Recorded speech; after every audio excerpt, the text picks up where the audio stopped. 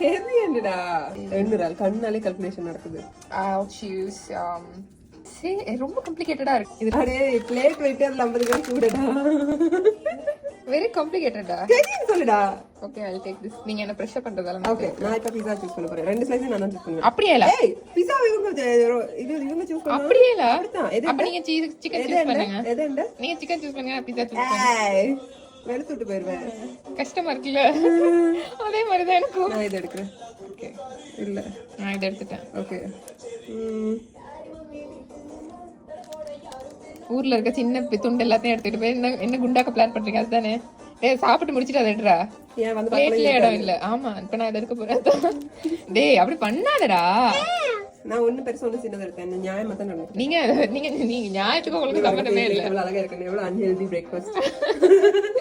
okay shaking